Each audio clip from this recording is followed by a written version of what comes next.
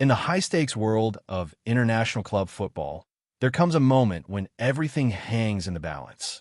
For CF Monterrey, that moment is now.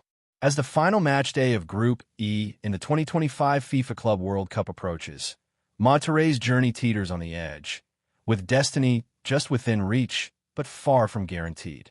This is the story of what Monterrey needs to do and what must happen around them for them to stay alive in the tournament.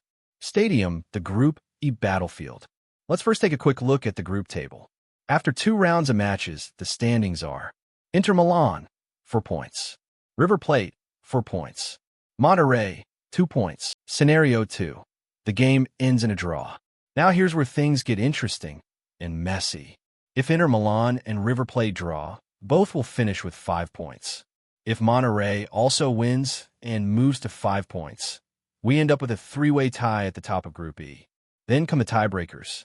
Bar chart understanding the tiebreakers. When teams are tied on points in FIFA tournaments, the following tiebreakers apply, in order. Goal difference in head-to-head matches. Goals scored in head-to-head matches. Disciplinary points, fair play. Drawing of lots. Because the group is so tight and all 3 teams could end on the same points, these details matter more than ever. Let's look at the different draw possibilities and what Monterrey needs in each case. Puzzle piece, Inter versus River draw scenarios. Small orange diamond if the match ends 0-0. This is the best case draw scenario for Monterrey. In this case, Monterrey can qualify by simply winning by any margin over Urawa. Even a 1-0 win would do it. White heavy checkmark verdict. Easy path, just win. Small orange diamond if the match ends 1-1. Now it gets trickier. In this case, Monterrey needs to win by 3 or more goals. For example, 3-0 or 4-1. Alternatively, if they win by exactly 2 goals, it must be with a scoreline like 4-2. A 2-0 win, despite the margin, wouldn't be enough due to the goal scored rule. And if all that still doesn't separate them, we go to disciplinary points. Small orange diamond if the match ends 2-2 or higher.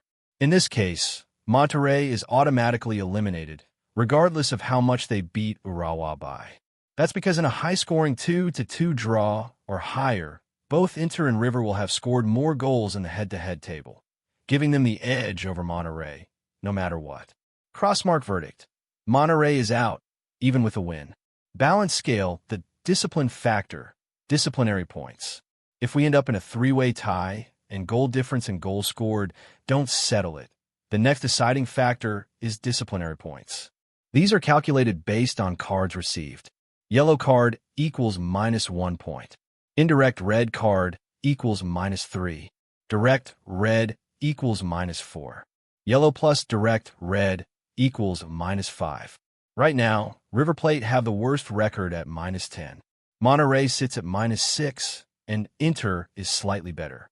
So if Monterrey can stay disciplined and win their match while River gets another card or 2, Monterrey may advance on fair play.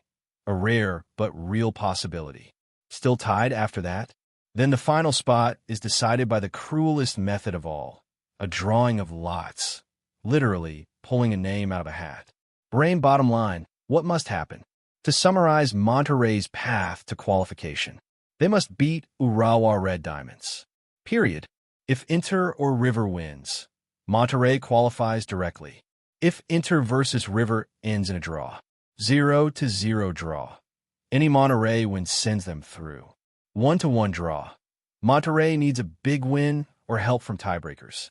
2-2 or higher, Monterrey is out, no matter what. Fire the stakes couldn't be higher. Everything now rests on 90 minutes of football.